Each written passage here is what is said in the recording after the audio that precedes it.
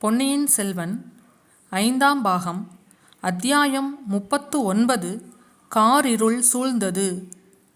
ஆதித்த கரிகாலனுடைய பயங்கரமான வெறி கொண்ட சிரிப்பு யாழ் களஞ்சியத்தில் ஒளிந்திருந்த வந்தியத்தேவனுடைய காதில் விழுந்தது. அது அவனுக்கு ரோமாஞ்சனத்தை உண்டாக்கியது. விரைவில் ஏதோ விபரீதம் நிகழப்போகிறது என்று அவனுடைய உள்ளுணர்ச்சி கூறியது. நிழல் வடிவங்கொண்ட யமதர்மராஜன் கையில் பாசக்கயிறுடன் அந்த அறையில் பிரசன்னமாகியிருந்தான். பாசக்கயிறை வீசுவதற்கு சமயம் நோக்கி கொண்டிருந்தான். ஆனால் யார் மீது எரியப் போகிறான்? யாருடைய உயிரை கொண்டு போகப் போகிறான்? கரிகாலன் உயிரையா அல்லது நந்தினியின் உயிரையா? ஒருவேளை அவர்கள் இருவரையுமே மரணம் நெருங்கி கொண்டிருக்கிறதா? சகோதரன் சகோதரியை கொல்லப் போகிறானா? சகோதரி சகோதரனை கொல்லப் போகிறாளா? அல்லது இருவரும் ஒருவரை ஒருவர் கொன்று கொண்டு சாகப் போகிறார்களா? இம்மாதிரி ஏதும் நடவாதபடி தடுப்பதற்காகத்தான் இளைய பிராட்டி தன்னை விரைந்து போகும்படி அனுப்பி வைத்தார். தன்னால் இயன்றதை செய்தாகிவிட்டது. இருவரிடமும் அவர்களுக்கு உள்ள உறவை பற்றி சொல்லியாகிவிட்டது. இருவருடைய உள்ளமும் இழகும்படியும் செய்தாகிவிட்டது. ஆனாலும் பலன் ஏற்படுமா? வெறி கொண்ட கரிகாலரையோ பிரம்மை பிடித்த நந்தினியையோ கொடூர செயல் எதுவும் செய்யாமல் தடுக்க முடியுமா? இந்த சமயத்தில் தான் நடுவில் குறுக்கிடுவதால் நன்மை ஏதேனும் விளையுமா? ஒருவேளை இருவருக்கும் மத்தியில் தன்னுடைய உயிரை பலி கொடுப்பதினால் அவர்களுடைய குரோதம் தணியுமா? இவ்வாறெல்லாம் எண்ணி வந்தியத்தேவனுடைய உள்ளக்கடல் கொந்தளித்து கொண்டிருந்தது. இன்னும் சிறிது பொறுத்து பார்க்கலாம். தான் அவசரப்பட்டு குறுக்கிடுவதினால் காரியம் கெட்டுப்போக வேண்டாம் என்று பல்லை கடித்து கொண்டு நின்றான். கரிகாலருடைய வெறி கொண்ட சிரிப்பு அடங்கிய பிறகு அவர்களுடைய சம்பாஷணை மேலும் தொடர்ந்தது. ஐயா, என் வாழ்நாளில் தங்களுக்கு மகிழ்ச்சி தரும்படியான காரியம் எதுவும் நான் செய்ததில்லை. சாகும் சமயத்திலாவது தாங்கள் சிரித்து மகிழ்வதற்கு காரணமானது பற்றி சந்தோஷம் என்றாள் நந்தினி. ஆம் நந்தினி, இன்றைக்கு எனக்கு மிக சந்தோஷமான தினம்தான். இத்தனை வருஷமாக நீ என்னை படுத்தி வைத்த பாட்டுக்கெல்லாம் இன்றைக்கு ஒரு முடிவு ஏற்படப் போகிறது. இந்த தடவை நான் காஞ்சியிலிருந்து புறப்பட்ட போது ஒருவாறு மனதை திடப்படுத்தி கொண்டுதான் வந்தேன். உன்னை நேரில் பார்த்த பிறகு ஒருவேளை என் மனம் சலித்து விடுமோ என்று பயந்து கொண்டிருந்தேன். அதற்கு இடமில்லாமல் நீயே வாளை என் கையில் கொடுத்து விட்டாய் என்று கூறி கரிகாலன் மீண்டும் சிரித்தான். கோமகனே, எனக்கும் இன்று சுபதினந்தான். தங்கள் கையினால் வெட்டுண்டு இறப்பதைப் போன்ற இனிமையான மரணம் எனக்கு கிட்டப்போவதில்லை.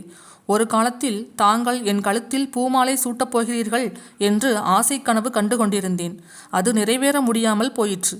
தங்கள் கையிலுள்ள வாளை என் கழுத்தில் சூட்டிக்கொள்ளும் பேராவது எனக்கு கிடைக்கட்டும். ஐயா, நேரமாகிறது, ஏன் தாமதிக்கிறீர்கள் என்றாள் நந்தினி. பல வருஷம் தாமதித்தாகிவிட்டது. இன்னும் சில நிமிஷம் தாமதிப்பதினால் நஷ்டம் ஒன்றுமில்லை. நந்தினி, சற்று என்னை பார். கடைசி முறையாக என்னை பார்த்து என் கேள்விக்கு மறுமொழி சொல். பூமாலை சூட்ட வேண்டிய கையினால் நான் ஏன் உனக்கு வாழ் மாலை சூட்ட வேண்டும்? நீ ஒரு காலத்தில் ஆசை கனவு கண்டது உண்மையாக இருந்தால் இப்போது ஏன் அதை நிறைவேற்றிக் கொள்ளக்கூடாது? அதற்கு தடையாக நிற்பவர்கள் யார் என்று சொல்லு. உன்னை கொல்லுவதற்கு பதிலாக அவர்களை கொன்றுவிட்டு மறுகாரியம் பார்க்கிறேன் என்றான் கரிகாலன். வேண்டாம் ஐயா, வேண்டாம். உங்களுக்கு கோடி புண்ணியம் உண்டு. என் காரணமாக இனி வேறு யாரும் சாக வேண்டாம்.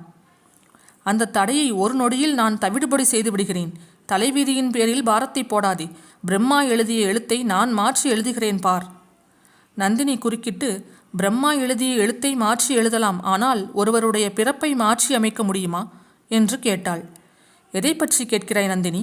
நமது சிறு பிராயத்தில் உன்னை பட்டர் குலத்து பெண் என்றும் அதனால் உன்னுடன் சிநேகம் செய்யக்கூடாதென்றும் என் குடும்பத்தினர் சொன்னார்களே, அதை பற்றியா? இல்லை, நீ பட்டர் குலத்தில் வளர்ந்தவளை அன்றி அந்த குலத்தில் பிறந்தவள் அல்ல என்பதை நீயும் நானும் முன்பே அறிந்திருக்கிறோம். அதை பற்றி இப்போது சொல்லவில்லை ஐயா. தங்கள் அருமை நண்பர் வானர்குலத்து வீரர் கொண்டு வந்த செய்தியை பற்றியே சொல்லுகிறேன். பழையாறை இளைய பிராட்டி அவசரமாக சொல்லி அனுப்பிய செய்தியை பற்றியே கூறுகிறேன். நான் தங்கள் சகோதரி என்பதை இதற்குள்ளாகவே மறந்துவிட்டீர்களா? நந்தினி, அன்றைக்கு நான் உன்னிடம் அதை பற்றி சொன்னபோது நீ அதை நம்பவில்லை. உன்னையும் என்னையும் பிரித்து வைப்பதற்காக செய்யும் இன்னொரு சூழ்ச்சி என்றாய். பிறகு நானும் யோசித்து அதே முடிவுக்கு வந்தேன். அதை நிச்சயம் செய்து கொள்ள வேண்டுமானால்... வேண்டாம் வேண்டாம், எனக்கு அதை பற்றி சந்தேகமே இல்லை. கோமகனே, தங்களுக்கும் எனக்கும் இரத்த சம்பந்தம் ஏதும் இல்லை. பின் என்ன தடை நந்தினி? நான் தங்களுக்கு பாட்டனார் முறையில் உள்ள பழுவேட்டரையரை மணந்தவள். தங்களுக்கு பாட்டி முறையில் உள்ளவள். இது போதாதா? நந்தினி, அந்த கதையை சொல்லி மறுபடியும் என்னை ஏமாற்ற பார்க்க வேண்டாம். உலகத்தின் முன்னணியில் நீ பழுவேட்டரையரின் இளையராணியாக இருக்கலாம். ஆனால் உண்மையில் நீ அவரை மணந்து கொள்ளவில்லை. ஏதோ காரணார்த்தமாகவே அவருடைய அரண்மனையில் வந்திருக்கிறாய். முன்னொரு தடவை தஞ்சையில் நான் கேட்டபோது இவ்வாறுதான் கூறினாய். அப்போது நான் நமது ஆசை கனவை உனக்கு நினைவூட்டினேன். அதை நிறைவேற்றுவதற்கு நீ பயங்கரமான நிபந்தனைகளை விதித்தாய். பழுவேட்டரையரை கொன்று என் தந்தையையும் சகோதரியையும் சிறையில் அடைத்துவிட்டு உன்னை சோழ சிங்காதனத்தில் ஏற்றி வைக்க வேண்டும் என்றாய்.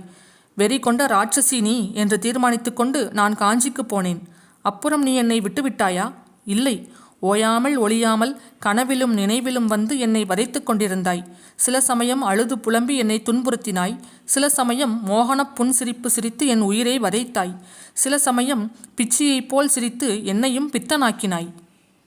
கோமகனே, தங்களுடைய மனப்பிரமைக்கு என் பேரில் ஏன் குற்றம் சுமத்துகிறீர்கள்? தாங்கள் எனக்கு செய்த அநீதிக்கும் கொடுமைக்கும் பலனை அனுபவித்தீர்கள். அதற்கு நான் என்ன செய்வேன்? நான் மட்டும் கஷ்டப்படவில்லை என்று எண்ணுகிறீர்களா? பழுவேட்டரையரின் மாளிகையில் சுகபோகங்களில் ஆழ்ந்து குதூகலமாயிருந்தேன் என்று நம்புகிறீர்களா என்று நந்தினி கேட்ட குரலில் மீண்டும் பழையபடி ஆத்திரமும் கொடூரமும் பொங்கித் ததும்பின. இதை கேட்டு வந்தியத்தேவன் பீதி கொண்டான். அவனுடைய உடம்பு படபடத்தது. ஆதித்த கரிகாலரின் ஸ்வரமும் ஏறத் தொடங்கியது. நீயும் கஷ்டப்பட்டதாகவா சொல்கிறாய்? அப்படியானால் இப்போது ஏன் நாம் ஏதேதோ பேசிக்கொண்டு வீண் பொழுது போக்க வேண்டும்?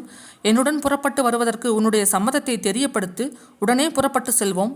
உனக்காக நான் இந்த பெரிய சோழ ராஜ்யத்தை தியாகம் செய்துவிட்டு வர சித்தமாய் இருக்கிறேன். பிறந்த நாட்டையும் தாய் தந்தையரையும் உற்றார் உறவினரையும் துறந்துவிட்டு வருகிறேன். கப்பல் ஏறி கடல் கடந்து செல்வோம். கடல்களுக்கு அப்பால் எத்தனையோ அற்புதமான தீவாந்திரங்கள் இருக்கின்றன. அவற்றில் ஒன்றை அடைவோம். உன்னை காட்டிலும் இந்த ராஜ்யம் எனக்கு பெரிதன்று. கோமகனே, தாங்கள் ராஜ்யத்தை துறந்தாலும் துறப்பீர்கள். ஆனால் இந்த கீழ்குளமகள் புராதனமான சோழ சிங்காதனத்தில் ஏறுவதற்கு சம்மதிக்க மாட்டீர்கள் இல்லையா என்று கூறிவிட்டு நந்தினி நகைத்த நகைப்பில் தீப்பொறி பறந்தது. பெண்ணே, இதை வேறு விதமாக பார். உனக்கு என்னை காட்டிலும் சோழ சிங்காதனம் உயர்வானதா? என்னிடம் நீ அந்த நாளிலிருந்து காட்டிய பிரியம் எல்லாம் சிங்காதனம் ஏறி மணிமகுடம் சூடும் ஆசையினால் நடித்த நடிப்புதானா என்றான் கரிகாலன். ஆஹா, அப்படியே வைத்துக் கொள்ளுங்கள். எனக்கு அரண்மனை வாழ்வும் அரசபோகமும் அரியாசனமும் தான் வேண்டும். இவற்றுக்காகவே பழுவேட்டரையரை நான் மணந்தேன். இவற்றுக்காகவே வீரபாண்டியரை காப்பாற்றுவதற்கு முயன்றேன். அடி பாதகி, அவன் பெயரை எதற்காக இப்போது சொல்லுகிறாய் என்று கர்ஜனை செய்தான் கரிகாலன். நந்தினி மறுமொழி கூறுவதற்கு முன்னால் அவன் தொடர்ந்து மேலும் கூறினான். ஆஹா, எனக்கு தெரிகிறது. உன்னுடைய சூழ்ச்சியெல்லாம் எனக்கு இப்போது நன்றாக தெரிகிறது. வீரபாண்டியனுடைய பெயரை சொன்னால் எனக்கு ஆத்திரம் வரும். நான் உன்னை உண்மையாகவே கொல்ல வருவேன். உடனே இங்கு நீ காலால் இட்டதை தலையால் செய்ய காத்திருக்கும் வாலிப சிங்கங்களில் ஒருவன் வந்து என்னை கொன்றுவிடுவான் என்பது உன் அந்தரங்க நோக்கம். அடி சண்டாளி, அந்த வந்தியத்தேவன் எங்கே இருக்கிறான்? எங்கே அவனை மறைத்து வைத்திருக்கிறாய்? சொல். இங்கேதான் அவன் ஒளிந்து கொண்டிருக்க வேண்டும். நீ என்னோடு வர மறுப்பதற்கு காரணமும் இப்போது நன்றாய் தெரிகிறது. ஆமாம், அவன்தான் காரணம். அவனோடு நீ ஓடிப்போக எண்ணியிருப்பதுதான் காரணம். பழுவேட்டரையரை நீ இவ்விடம் விட்டு அனுப்பியதற்கும் அவன்தான் காரணம். நீங்கள் 2 பேரும் சேர்ந்து பேசிக்கொண்டுதான் இப்படியெல்லாம் சூழ்ச்சி செய்திருக்கிறீர்கள். ஆஹா, எப்படி நான் ஏமாந்து போனேன்! எங்கே அந்த பாதகன் வந்தியத்தேவன்? எங்கே உன்னுடைய புதிய காதலன்? இவ்வாறு ஆதித்த கரிகாலர் வெறி கூச்சல் போட்டுக்கொண்டே கத்தியை சுழற்றி கொண்டு அங்கும் இங்கும் அந்த அறையில் ஓடத் தொடங்கினார். ஒரு சமயம் யாழ் களஞ்சியத்தை நெருங்கி வந்தார். அப்போது நந்தினி ஒரே பாய்ச்சலாக பாய்ந்து அவர் காலடியில் விழுந்து, கோமகனே, இதை கேளுங்கள். உங்களுக்கு கோடி புண்ணியம் உண்டு. நான் சொல்லுவதை கேட்டுவிட்டு பிறகு எது வேணுமானாலும் செய்யுங்கள். வானர்குல வீரரை பற்றி தாங்கள் கூறுவது அபாண்டம். பூமாதேவி பொறுக்க மாட்டாள். அவருக்கு ஏதேனும் தாங்கள் தீங்கு செய்தால் என் அருமை தோழி மணிமேகலை உயிரையே விட்டுவிடுவாள். தங்களுக்கு மகத்தான பாவம் சம்பவிக்கும். வேண்டாம், இதோ என் நெஞ்சை பிளந்து பாருங்கள். வீரபாண்டியனுடைய வாளினாலேயே என் நெஞ்சை கீறி பாருங்கள். அதற்குள்ளே தங்களுடைய திருவுருவத்தை தவிர வேறு எதுவும் இராது. இது சத்தியம், சத்தியம், சத்தியம் என்று கூறிவிட்டு நந்தினி விம்மினாள். ஆதித்த கரிகாலனின் வெறி மீண்டும் சிறிது தணிந்தது போல் காணப்பட்டது. அப்படியானால் என்னுடன் வருவதற்கு நீ ஏன் மறுக்கிறாய்? அதையாவது சொல்லிவிடு. ஏன் என் கையினால் உன்னை வெட்டி கொல்லும்படி தூண்டுகிறாய்? உண்மையை சொல்லிவிடு என்று அலறினான் கரிகாலன். ஆகட்டும், இதோ சொல்லுகிறேன். என்னுடைய நெஞ்சில் தங்களை தவிர வேறு யாருக்கும் இடம் கிடையாது. இது சத்தியமான போதிலும் நான் தங்களுடன் வர முடியாது. தங்களை மணந்து கொள்ளவும் இயலாது. அதற்கு தடையாயுள்ள ஒரு பெரிய காரணம் இருக்கிறது. ஆம் கோமகனே, உண்மையில் அதை சொல்லுவதற்காகவே நான் இங்கே வந்தேன். தங்களையும் வரச் செய்தேன். அதை சொல்லிவிட்டு என்னை மன்னிக்கும்படி கேட்டுக்கொள்வதற்காக வந்தேன். இந்த துர்பாகியசாலியை மறந்துவிட்டு தங்கள் குலத்துக்கும் பதவிக்கும் உகந்த பெண்ணை மணந்து வாழும்படி கெஞ்சி கேட்டுக்கொள்வதற்காக வந்தேன். ஆனாலும் அதை சொல்லத் தயங்கினேன். அதை சொல்லலாம் என்று நினைக்கும் போதே பயமாயிருக்கிறது. தங்களுடைய கோபத்தை கொழுந்துவிட்டெறிய செய்வோமோ, அதனால் இன்னும் என்ன தீங்கு நேரிடுமோ என்று அச்சமாயிருக்கிறது. தாங்கள் அமைதியுடன் இருப்பதாக வாக்கு கொடுத்தால் சொல் நந்தினி, சொல்.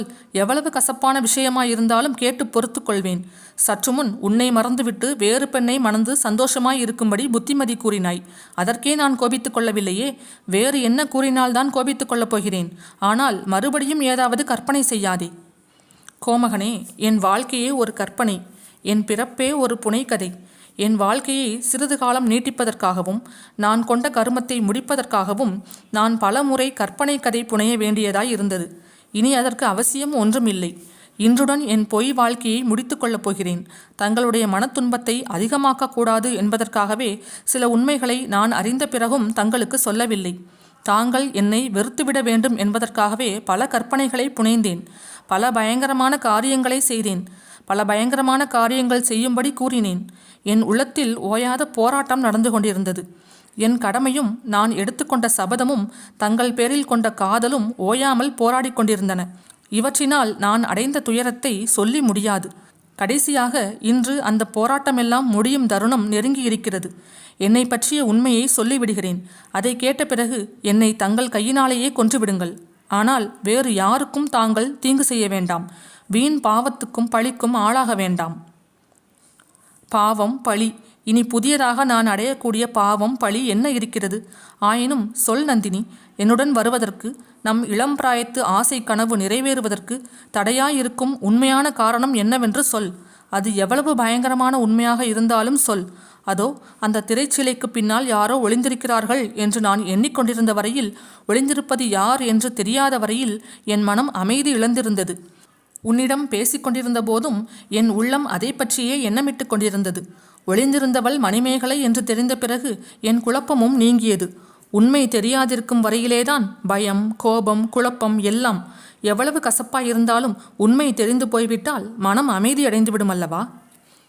கோமகனே, நான் சொல்லப்போகும் செய்தியினால் தங்கள் மனம் உண்மையிலேயே அமைதி அடையட்டும். அதுதான் என் பிரார்த்தனை. ஆனால் அந்த செய்தி நான் தங்களுடன் வருவதோ தங்களை மனமுடிப்பதோ முடியாத காரியம் என்பதையும் நிரூபிக்கும். என் வாழ்க்கையின் முடிவு, என் துன்பங்களுக்கு விமோசனம் மரணம் ஒன்றுதான் என்பதையும் தெரியப்படுத்தும். வானர்குலத்து வீரர் என்னுடைய அன்னையை பற்றிய செய்தி கொண்டு வந்தார். அது உண்மை என்று நான் அறிவேன். ஈழநாட்டில் வெறி கொண்டு அலைந்து திரிந்து கொண்டிருந்த மாதரசியை பற்றி நான் அறிவேன். அவள் என் அன்னை என்றும் அறிவேன். இது மற்றும் பலருக்கும் தெரிந்திருக்கிறது. ஏனெனில் அந்த பெண்ணரசிக்கும் எனக்கும் உருவத் தோற்றத்தில் அமைந்திருந்த ஒற்றுமை பலரும் காணக்கூடியதாய் இருந்தது. என்னை என் தாயார் என்று சிலர் சந்தேகிக்கும்படி இருந்தது. ஆனால் என் அன்னையை அத்தகைய வெறியாளாக்கிய காரணம் இன்னதென்பதையும் சில காலத்துக்கு முன்பு நான் அறிந்து கொண்டேன். அது என்னை தவிர வேறு யாருக்காவது தெரியுமா என்பதை நான் அறியேன். யாரிடமும் இதுவரையில் நான் சொன்னதில்லை. இப்போதுதான் தங்களிடம் முதலாக சொல்லப்போகிறேன். ஐயா, என் தந்தை யார் என்பதை தங்களுக்கு சொல்லப்போகிறேன். கருணை கூர்ந்து எனக்கு சற்று முன் கொடுத்த வாக்குறுதியை நினைவுபடுத்திக் கொள்ளுங்கள். ஆத்திரத்துக்கும் குரோதத்துக்கும் இடங்கொடாதீர்கள்.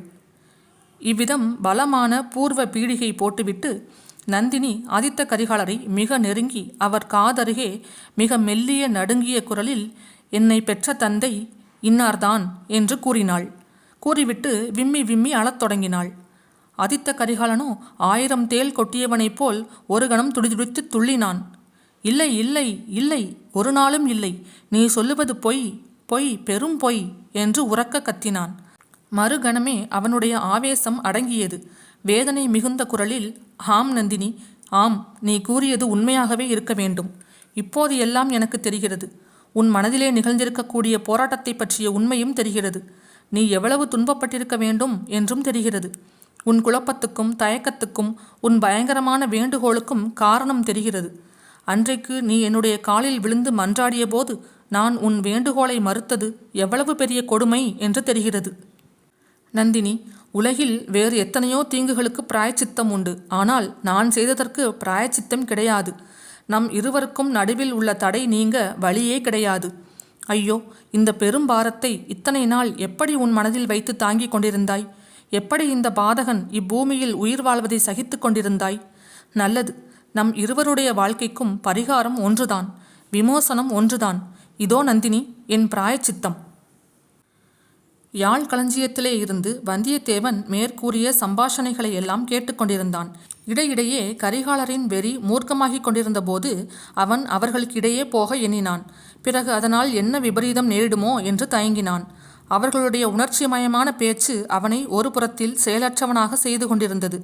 நந்தினி தன்னுடைய தந்தை இன்னார் என்று கூறியது மட்டும் அவன் காதில் நன்றாக விழவில்லை. ஆனால் அவள் என்ன சொல்லியிருக்கக்கூடும் என்று அவன் மனதில் ஓர் ஊகம் உண்டாயிற்று. அது அவனை திடுக்கிடச் செய்தது என்றாலும் வேறு எந்த விதமாக கூறினாலும் அது வெறும் சம்பிரதாயமாகவே இருக்கும். அம்மாதிரி ஒரு பெரும் அதிர்ச்சியை அவனுடைய அதிர்ச்சிகள் நிறைந்த வாழ்க்கையில் அவன் அனுபவித்ததே இல்லை. கடைசியாக ஆதித்த கரிகாலர் அடங்கிய மெல்லிய தளதளத்த குரலில் நந்தினி கூறியதை ஒப்புக்கொள்ளும் முறையில் வார்த்தை சொல்லிக் கொண்டிருந்த போது அவனுடைய ஆர்வமும் கட்டுக்காவலை கடந்தது. அவர் உரக்க சத்தமிட்டு கொண்டிருந்த வரையில் அவன் அவ்வளவாக பயப்படவில்லை. இப்போதுதான் அதிகமாக அஞ்சினான். என்ன செய்யப் போகிறாரோ என்ற பெருங்கவலையினால் யாழ் களஞ்சியத்திலிருந்து சிறிது தலையை நீட்டி பார்த்தான். பார்வைக்கு இலக்கான இடத்தில் நந்தினியும் கரிகாலரும் இல்லை. ஆனால் வேறொரு காட்சியை கண்டான். சுவரில் பதிந்திருந்த நிலைக்கண்ணாடியில் அந்த காட்சி தெரிந்தது. வேட்டை மண்டபத்தின் இரகசிய கதவு துவாரத்தின் வழியாக ஒரு கோரமான முகம் அந்த கண்ணாடியில் தெரிந்தது. மந்திரவாதி ரவிதாசனுடைய முகம்தான். அடுத்த கணத்தில் வேட்டை மண்டபத்தின் இரகசிய கதவு மெதுவாக திறப்பதை வந்தியத்தேவன் கண்டான். திறந்த கதவின் வழியாக முதலில் ஒரு புலியின் தலையும் பிறகு அதன் உடலும் வெளிவருவதையும் பார்த்தான். உடனே அவனுக்கு உடம்பில் உயிர் வந்தது. உள்ளத்தில் ஊக்கம் பிறந்தது. கை கால்கள் செயல்திறன் பெற்றன. யாழ் களஞ்சியத்தின் மறைவிலிருந்து தாவி வெளியில் பாய்ந்து செல்ல முயன்றான்.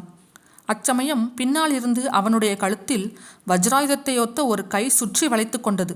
அண்ணாந்து நோக்கினான். காளாமுக கோலங்கொண்ட ஓர் ஆஜானுபாகுவான உருவம் கண்முன்னே தெரிந்தது. ஆகா, இவன் யார்? இங்கு எப்படி வந்தான்? இது என்ன இரும்பு பிடி? கழுத்து நெரிகிறதே, மூச்சு திணறுகிறதே, விழி பிதுங்குகிறதே.